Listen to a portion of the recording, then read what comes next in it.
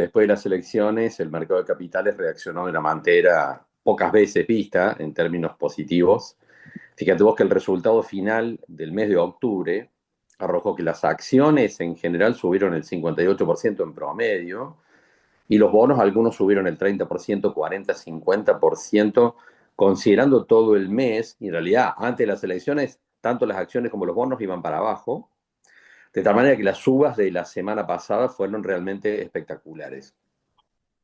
Es poco probable que eso siga hacia adelante. Ya las subas fueron tan espectaculares que no queda esperar que siga avanzando de esa manera, ¿no es cierto? Cuando alguien me está preguntando si esta semana le recomiendo entrar a comprar bonos y acciones, yo digo hay que ser cauteloso, porque ya las subas fueron muy significativas, de tal manera que ya no es un gran negocio entrar a comprar algo que ha tenido subas tan fuertes a lo largo de los últimos días.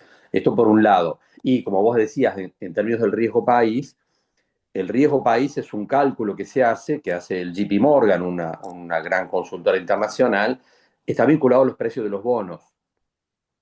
De tal manera que cuando suben los precios de los bonos, el riesgo país baja. Alguien dice, bueno, pero ¿qué significa eso? ¿Por qué? ¿Cuál es la relación?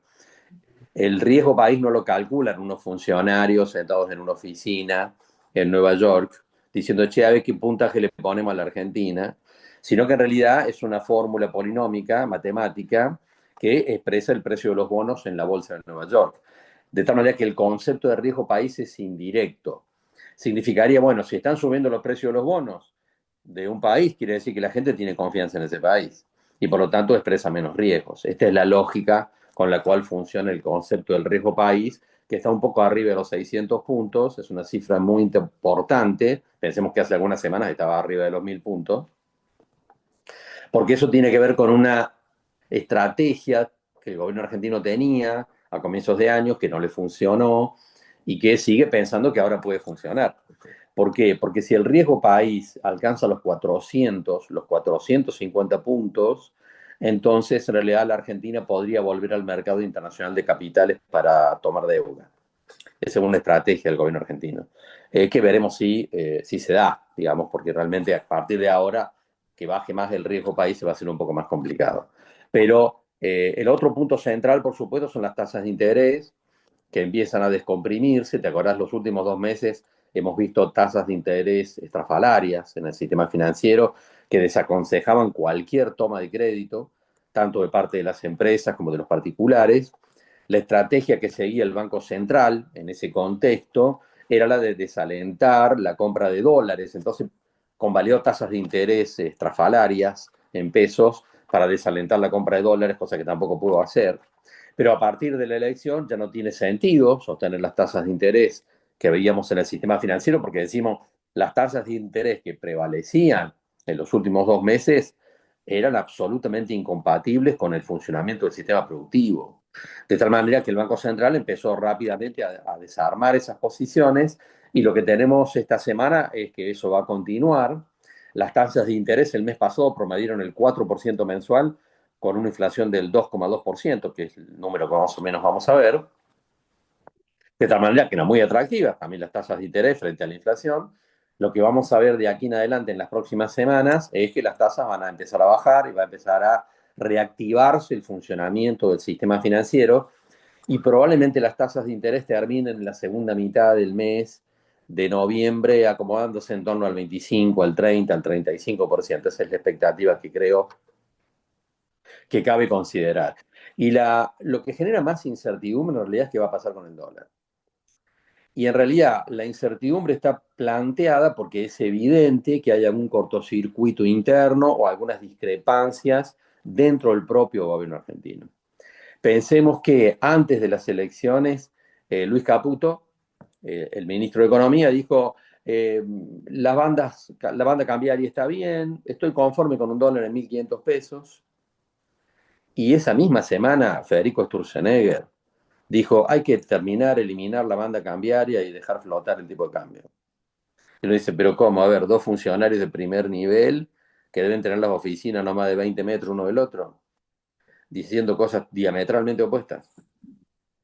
Es evidente que dentro del gobierno hay una discrepancia con respecto a qué es lo que hay que hacer con el tipo de cambio, con la banda cambiaria, y en realidad hay un reclamo de parte del Fondo Monetario y otros actores internacionales pidiendo precisamente lo que dice Sturzenegger, eliminar la banda cambiaria y corregir un poco el tipo de cambio para generar más competitividad de la economía argentina, un tema que hemos charlado tantas veces, Carla, en términos de que las exportaciones funcionen más dinámicamente, que haya menos turismo, digamos, argentino en el exterior gastando dólares.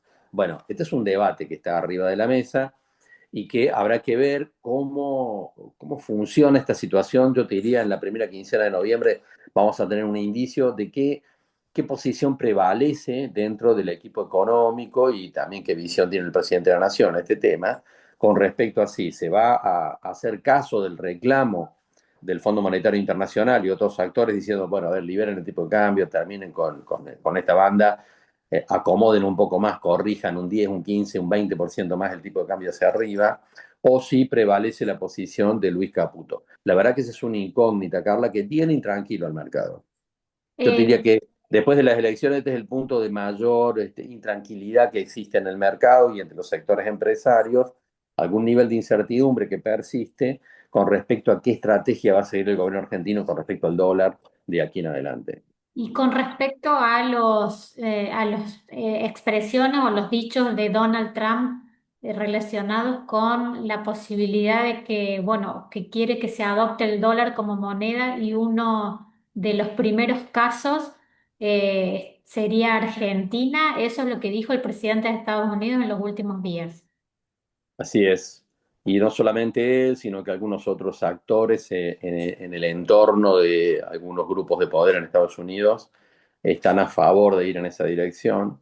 Hay que enmarcar esto, Carla, en un conflicto global entre Estados Unidos y China. No hay otra forma de mirarlo.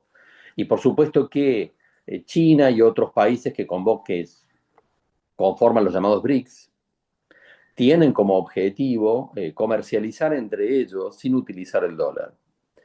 Para Estados Unidos esto es una ofensa gravísima, porque obviamente Estados Unidos, como dueño del mundo en su momento, condicionó el funcionamiento del comercio internacional y formalmente todas las operaciones de comercio exterior se tienen que traducir en dólares. Entonces, por supuesto, en algún momento China dice, ¿por qué si yo le voy a vender algo a los hindúes o voy a hacer una operación con Brasil, entre Brasil y China tenemos que operar en dólares? Bueno, porque así se estableció después de la Segunda Guerra Mundial. Y hay obviamente un movimiento de países, entre los cuales están los BRICS, que quieren dejar de utilizar el dólar como moneda de referencia internacional. Para Estados Unidos eso es una ofensa grave.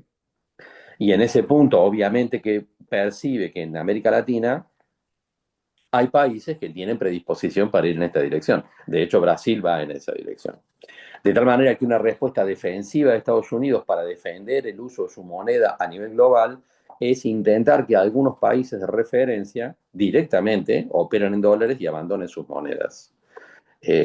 Por ahora es simplemente una opinión del presidente de los Estados Unidos y habrá que ver cómo puede avanzar semejante cosa. Yo particularmente creo que a la Argentina como país no le conviene una situación como esa.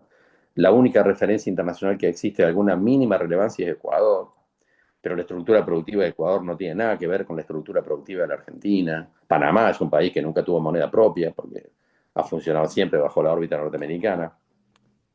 Sería una estrategia para alinear definitivamente a la Argentina en los Estados Unidos, pero creo que esa propuesta, por supuesto, Donald Trump apenas si sabe dónde queda en el mapa la Argentina. En realidad, creo que es algo que le podría convenir a Estados Unidos en términos de su estrategia global. Mi posición personal es que eso no sería conveniente para la Argentina como país y fundamentalmente para los sectores productivos. Es una renuncia de soberanía que podría tener implicancias serias en términos de los niveles de competitividad.